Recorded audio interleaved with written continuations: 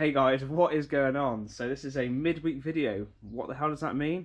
Probably not a car meet going on. This is a little update on the Peugeot RCZ, as well as another video that's going to be about dealing with the infamous faded plastic on the rear active spoiler.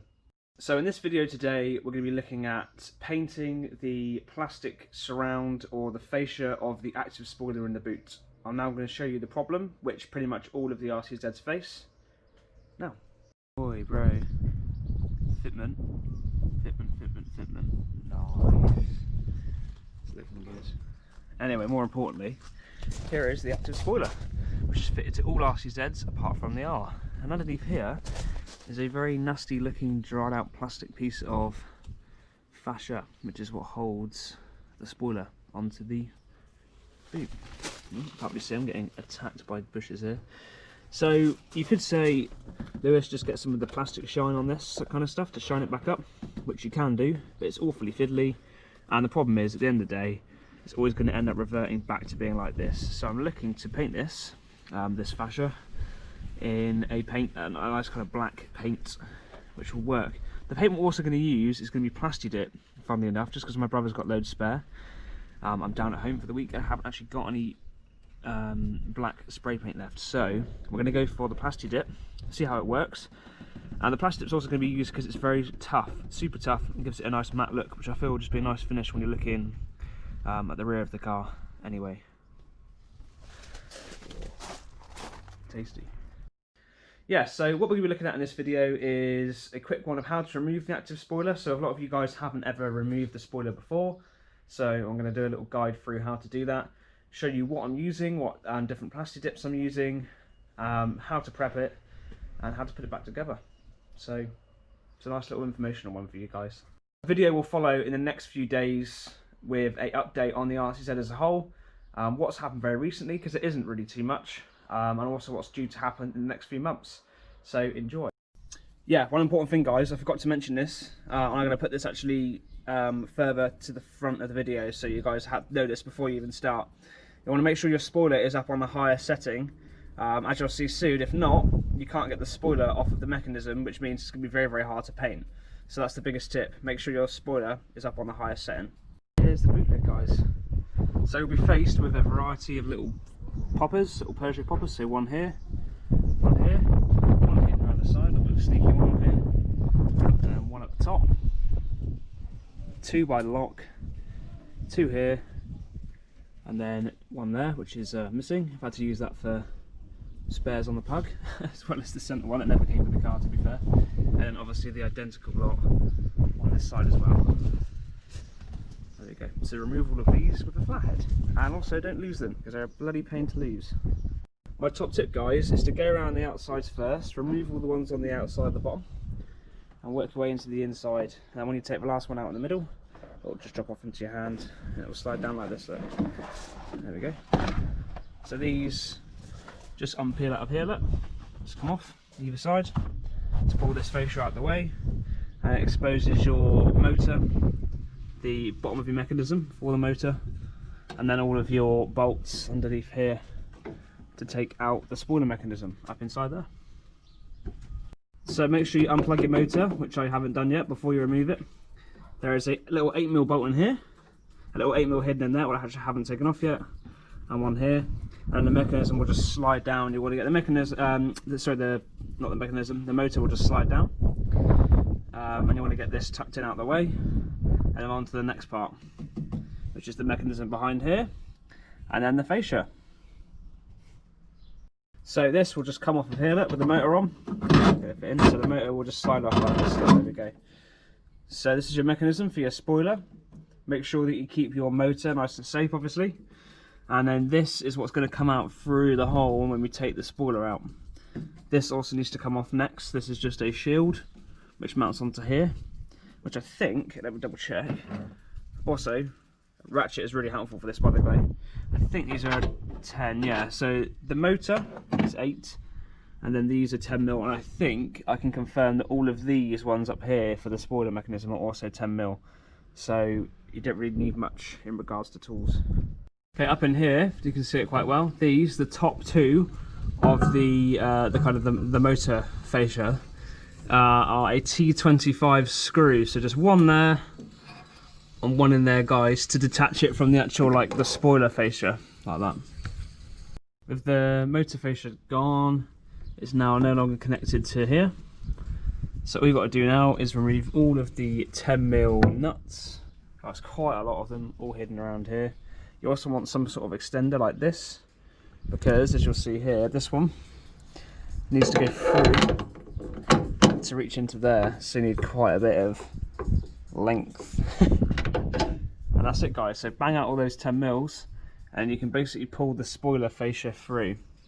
You also want to unplug the brake light plug as well, which I'm very sure that is, yeah, the brake light one as well. There you go. Guys, that took some time. Definitely need to buy an impact soon. Help me zip off these a little bit faster, goodness me. But here we go, it's ready to stand with the lid down and kind of push up and pull the whole spoiler off the roof. Not roof, boot, fucking hell, can't talk. Yeah guys, so gently push and pull and it will separate itself away from the seam here. Look, there we go. And you should be able to lift the whole unit out then, which I'm going to do right now. Be careful for these as well. These are your drainage pipes from your spoiler. Make sure you pull them out of their mounting point in the boot as well, so they're nice and loose. This one hasn't come up enough yet, but you can just pull it loose like that from underneath. Here we go. Ooh. There it is in my hand. Whew. That is it. Be aware the boot will not want to stay down once the weight of the spoiler has been removed, so it will want to stay up or be closed. So you don't want to be doing this on a wet day really, because you're going to get water inside the boot. There we go. So that's the drainage holes there as well. So these little holes, that's where the bungs go into from the spoiler, and that's normally pretty much 90% of the reason why the RCZ is leaking the boot is because one of these are loose or drains, which blocks and leaks into the boot then basically. Let's get this apart and get it painted. So the brake light requires quite a firm pull. It just comes off the fascia here, which obviously I'm going to spray in a bit anyway once it's all cleaned up. These guys, if you didn't know, are like gold dust to find a set that actually works, all the LEDs, which mine actually doesn't, to be fair. And it's like upwards of £100 or so from the manufacturer or used. So I've got a plan with these though. I'm not going to be here anymore at some point, and you'll see what I'm going to do. So yeah, they just literally pull out of these two mounting points here, and you've got access to the fascia. This is also if you want to change one of these as well, it just pulls out and you just clip the new one straight back in there. Getting the spoiler off is hard because you can see under here there are two bolts on either side of the spoiler. See them here, look. Here and here. So they're T25s, but there's only a small area you can get into to get them out. So I find it really hard to get them off. I'm not having, you know, all the tools in the world. But there's the two there. So I actually use a pair of clamps with a little torque piece in it and do it manually. And once it's off, I'll show you what's going to happen next. Yeah, so loosen these, the T25, using a ratchet without the brake light in the way. It makes it super easier. If you're doing it with the brake light on the car as an example, here there's not enough space, so you have to use, I use a pair of these mole grips and attach the T25 piece in the end and use that like a, you know, like a spanner kind of thing, and it works perfect. Just as a little bodge one to get that off if you've got the brake light on. But anyway, pull these off and you're pulling the spoiler then towards you and pulling it off of these mounts. That is one spoiler off. So about a bit of history about me and these spoiler mechanisms. So the one that came on my car was all cracked around here and had been like siliconed on around here. The mechanism was bent, so look for the arms, make sure you haven't got bent arms. They look pretty good to me.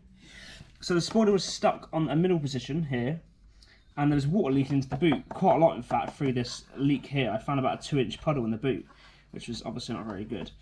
So I've replaced the fascia, and that cost me £100 from a local RCZ guru. And then I realised that after fixing this, with this new unit, the motor had also gone, so the motor was about £50. So you're looking at about £150 in total for the unit. The roof spoiler, sorry, not roof spoiler, the rear spoiler, can't get my words out today, obviously. The rear spoiler goes for around about 100 quid. So in total you're looking at normally about £300 for the whole unit if you had to replace it for whatever reason. What else to check? So on this one, actually, even though this one was in good condition when I bought it, I've got a, I don't know if you can see, you can't see it now because I managed to fix it, but here there was a lot of play. So I was having a lot of backwards and forwards movement on this side here. I've had to kind of counteract this by fitting a thicker bolt into here. Basically the bolt was split in the inside of here and it was allowing this whole section of the unit to move forwards and backwards, which in turn, which is a bit shit for me, was actually starting to snap this bit here. So I've sealed this, you can see here it's been sealed. There used to be a small hairline crack here, which when this was moving, you could see the crack forming and you could see the plastic moving when this was. So now this has been tightened back down with a thicker bolt, and this has also been tightened down as tight as it will go. I've no longer got this movement and play, so it's always worth giving the arms and the mechanism a good check over once a year to make sure it's all running smoothly. As you can see, mine need re-greasing as well, which is what I'm going to do in the process once I've got all of it painted up, like that. So yeah, like I said, there is a small crack here. Always check for cracks because that's what's going to cause you leaks into the boot quite seriously, especially if you leave your spoiler open when it's raining and things like that. Yeah, so we're going to paint this entire mechanism so we don't get any more of this faded plastic look.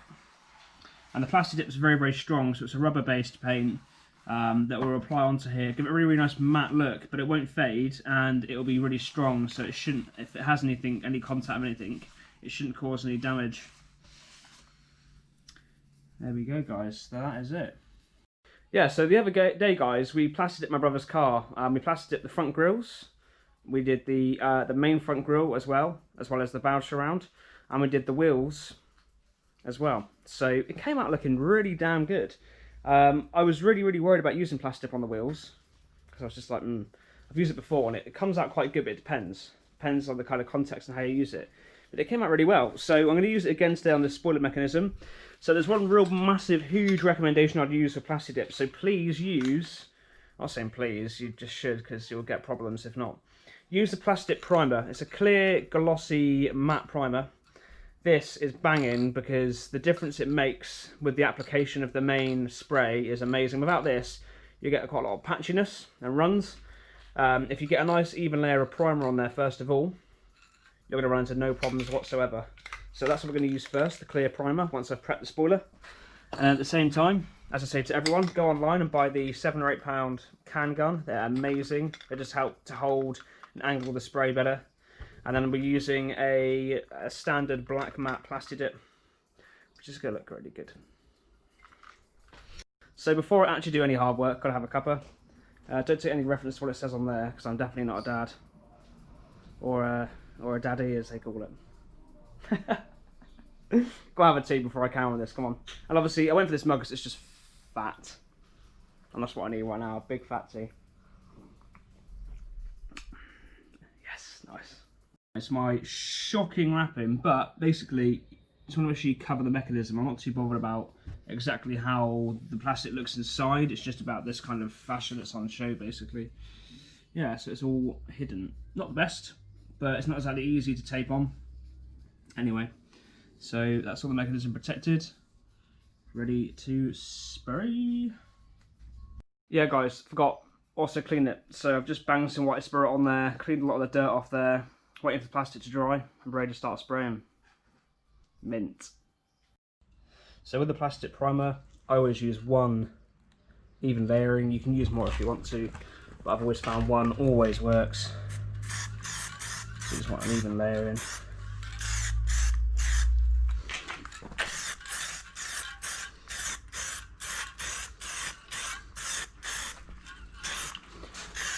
So you're not looking to cover it crazily, it's just enough to give it a little bit of a layer for the plastic dip to sit onto. There you go, you can see it gives it a kind of glossy finish. That's what you're looking for, glossy finish, not with too many drips either, just a firm, wet look. And that will soon then dry, ready for the main layer. There we go, guys, so with the plastic dip I tend to stick to 1 to 3 coats, as you can see. It's looking a lot more black now. It looks quite glossy for now, but once dry, that will dry in a matte black colour. which will look much better than what I did before. Final coat this is.